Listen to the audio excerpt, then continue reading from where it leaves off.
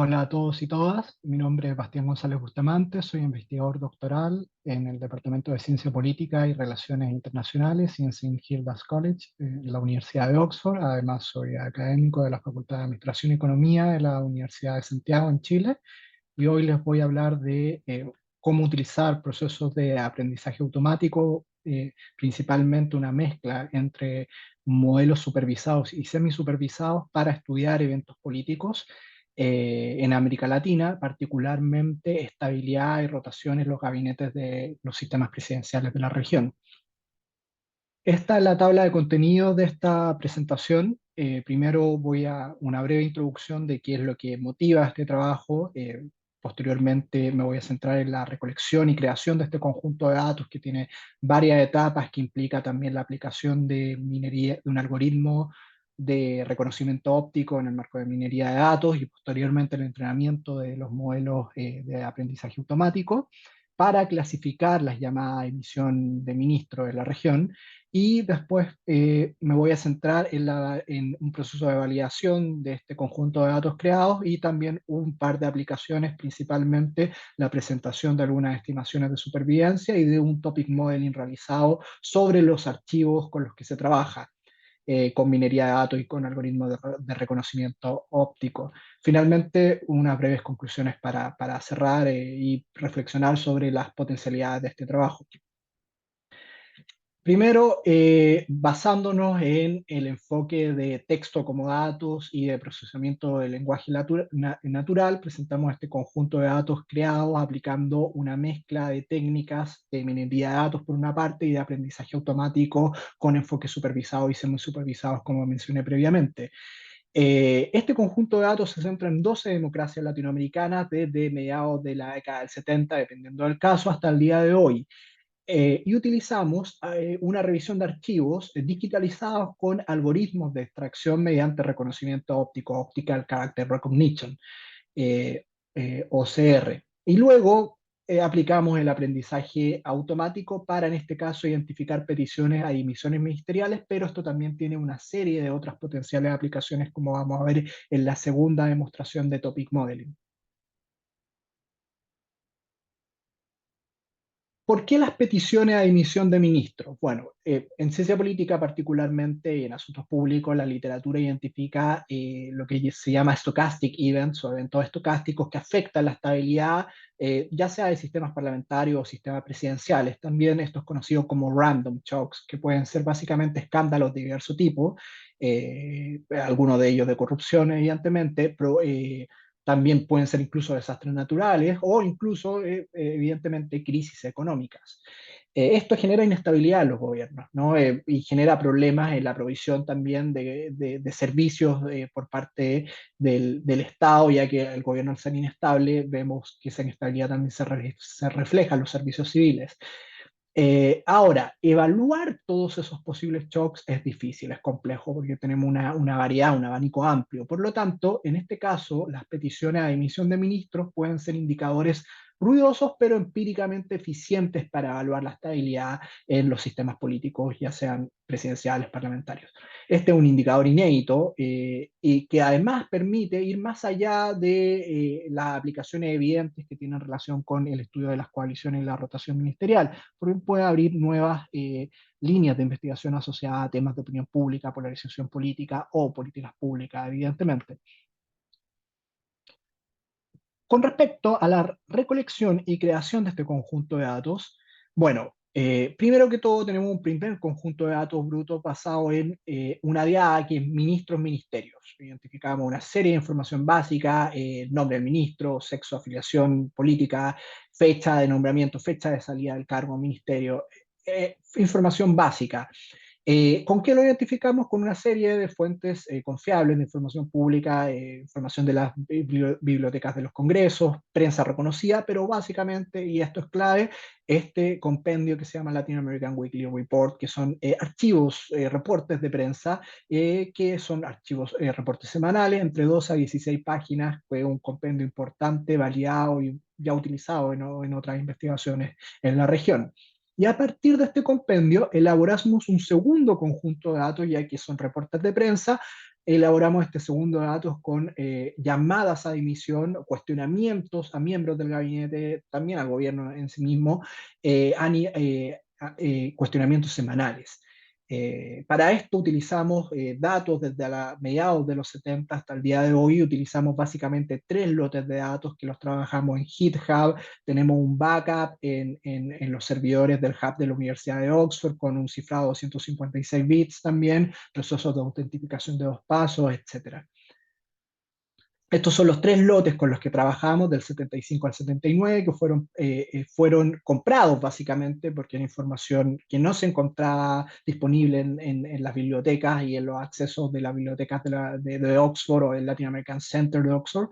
Eh, Fue una compra cara, pero que fue financiada gracias al Murray Wise Fund de la Universidad de St. Hilda's College de la Universidad de Oxford, que es básicamente del 75 al 79, incluyendo el año 97. Después, entre el 80 y fines del 90, tenemos imágenes que fueron escaneadas por la Bodleian Library de la Universidad de Oxford y que fueron digitalizadas de esa forma, y después con accesos de Latin American Center pudimos acceder a los reportes más recientes en mejor calidad, también digitalizados ya en PDF y mucha mejor calidad.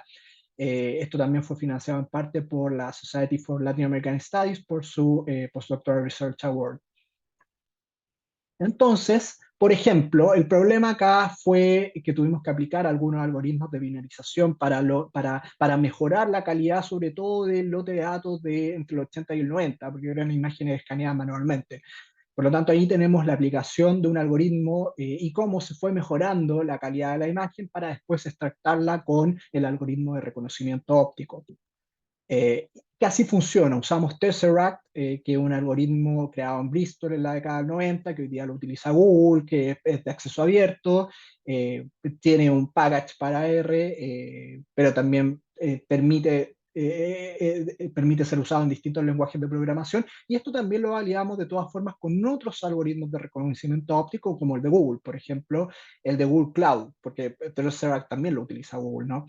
Entonces utilizamos, por ejemplo, esta extracción de datos básicamente secuencial, detectando las líneas, las columnas, después los bloques. Aquí vemos la precisión del algoritmo. Esta se calculó también a partir de algoritmos de deep learning, redes neuronales. Y en general, básicamente lo que muestra esto es cómo en el tiempo, cuánta proporción del texto se logra identificar y que tiene sentido, que tiene que ver con diccionarios del idioma con el que se está trabajando. Estos reportes están en inglés, no en español. Y en general está sobre el 90%, que es bastante bueno. De pronto no se logran identificar ciertas cosas, particularmente en las imágenes que fueron binarizadas. Básicamente tenemos la aplicación del algoritmo sobre 41 años, que son 28.000 páginas. Si le agregamos el lote 1, que venían los datos ya preprocesados, llegamos casi eh, llegamos casi a las 20.000 menciones identificadas de miembros del gabinete. Pues sin ese lote tenemos poco más de 18.000 en 46 años. Entonces aquí lo que creamos es un conjunto de datos time dependent, es decir, que va variando en el tiempo con observaciones básicamente mensuales. Eh, Ese proceso de creación con el código está disponible en la presentación que realicé hace un par de meses en la UseR Conference. Ahí tienen el enlace disponible, pueden mirarla, está el código disponible. De hecho, acaba de salir publicado un paper en la British Journal of Politics and International Relations con este tipo de estructura de datos, que es la que utilizamos también acá. Ahora, ¿cómo distinguimos entre las menciones a miembros del gabinete en la prensa y las llamadas a dimisión, los cuestionamientos? Porque el Optical Character Recognition lo que nos permite identificar son las menciones. Básicamente con aprendizaje automático para clasificarlas, esta llamada a dimisión. Y utilizamos acá este pipeline que parte con un entrenamiento supervisado primero a partir de un etiquetado realizado por un equipo manual, un entrenamiento de modelo supervisado, y de ahí pasamos a un enfoque semisupervisado extractando palabras frecuentes, pero también alimentándolas con palabras que la teoría dice que son relevantes, como por ejemplo que se asocian a conceptos como escándalos de corrupción o crisis económicas.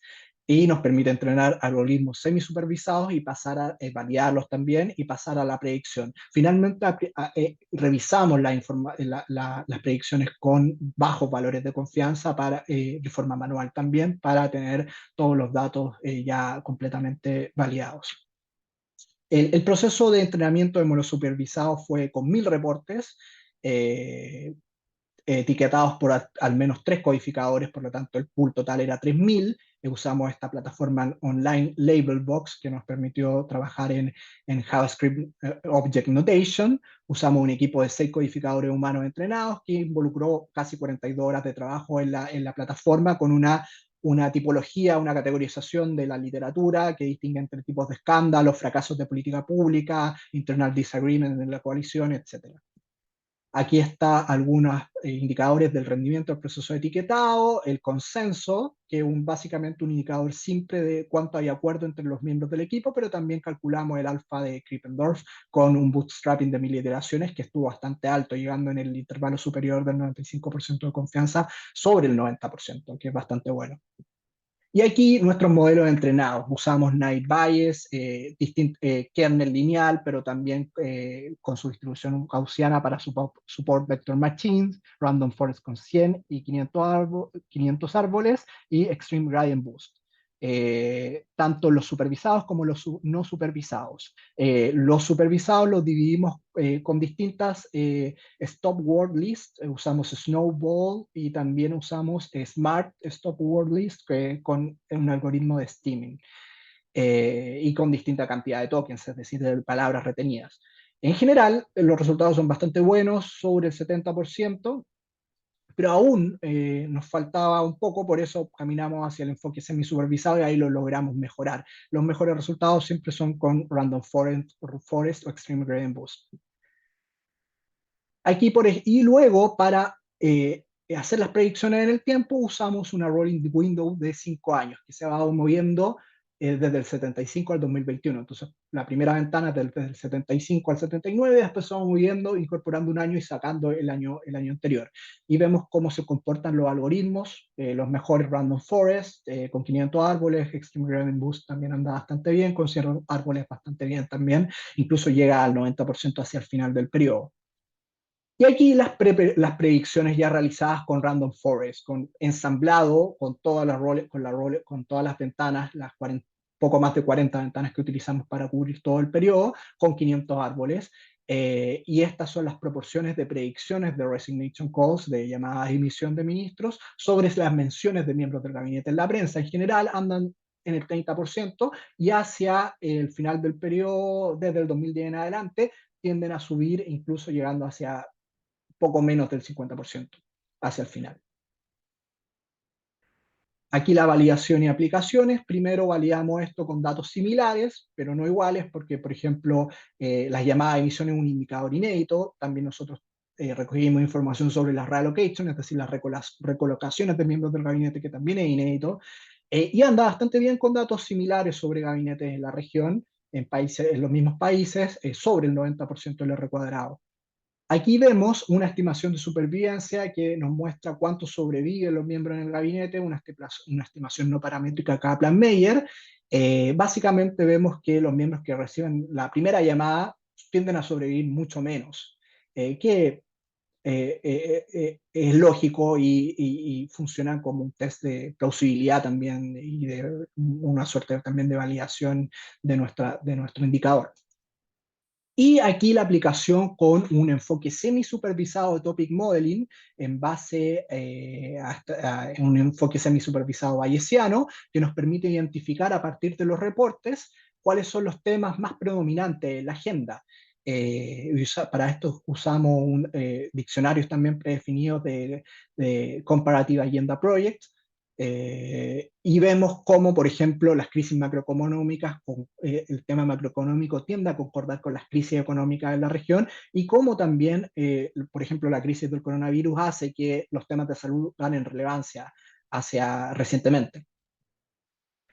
Para cerrar, este es un conjunto de datos novedosos con indicadores totalmente inéditos, tiene una serie de potenciales aplicaciones más allá de lo evidente que tiene que ver con el estudio de las coaliciones y la rotación ministerial. Aquí hay una aplicación pionera también de minería de datos con aprendizaje automático y también una alternativa eficiente que es mezclar enfoques supervisados con semi-supervisados para enfrentar series de tiempo extensas. Porque si no, si solo se trabaja con enfoque supervisado, tendríamos que haber seguido etiquetando datos manualmente, lo que es costoso y demora y se requiere un equipo amplio para eso. Aquí algunos agradecimientos, los financiamientos de esta investigación, agradecimientos a profesores, colegas que han comentado, apoyado esta investigación. Estos datos van a ser liberados en el repositorio de Oxford también, con licencias de acceso abierto. Aquí las referencias utilizadas en esta presentación. Muchas gracias por su atención.